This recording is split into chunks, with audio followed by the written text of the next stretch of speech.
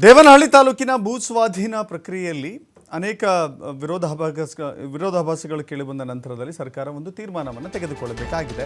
ಈ ನಿಟ್ಟಿನಲ್ಲಿ ಇವತ್ತು ವಿಧಾನಸೌಧದ ಸಮ್ಮೇಳನ ಸಭಾಂಗಣದಲ್ಲಿ ಅಂತಿಮ ಹಂತದ ಸಭೆ ನಡೆಯುತ್ತೆ. 1777 ಎಕರೆ ಭೂಸ್ವಾಧೀನಕ್ಕೆ ಕೆಐಎಡಿಬಿ ಮುಂದಾಗಿದೆ.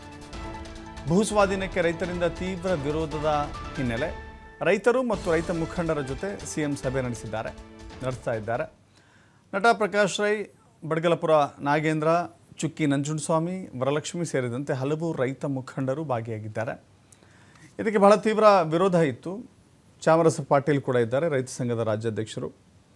ಮತ್ತೊಂದು ಕಡೆ ಕೆಐಡಿಬಿಯ ಸಿಇಒ ಮಹೇಶ್ ಸೇರಿದಂತೆ ಪೊಲೀಸ್ ಅಧಿಕಾರಿಗಳು ಕೂಡ ಇದ್ದಾರೆ. ಬೆಂಗಳೂರು ಗ್ರಾಮಾಂತರ SP ಕೂಡ ಸಭೆಯಲ್ಲಿ ಭಾಗವಹಿಸಿದ್ದಾರೆ. ಮುಖ್ಯಮಂತ್ರಿಗಳಿದ್ದಾರೆ, ಕೈಗಾರಿಕೆ ಸಚಿವ MB ಪಾಟೀಲ್ ಇದ್ದಾರೆ, ಪ್ರಿಯಾಂಕ್ ಖರ್ಗೆ ಇದ್ದಾರೆ. ಮತ್ತೊಂದು ಕಡೆ ದೇವನಹಳ್ಳಿನ ಪ್ರತಿನಿಧಿಸುವಂಥ ಶಾಸಕ ಸಚಿವ ಮುನಿಯಪ್ಪ ಇದ್ದಾರೆ. ಹೀಗೆ ಅನೇಕ HK ಪಾಟೀಲ್ ಇದ್ದಾರೆ, ಕಾನೂನು ಸಚಿವರು, ಜೊತೆಗೆ ಕಂದಾಯ ಸಚಿವ ಕೃಷ್ಣ ಬೈರೇಗೌಡ ಇದ್ದಾರೆ. ಜೊತೆಗೆ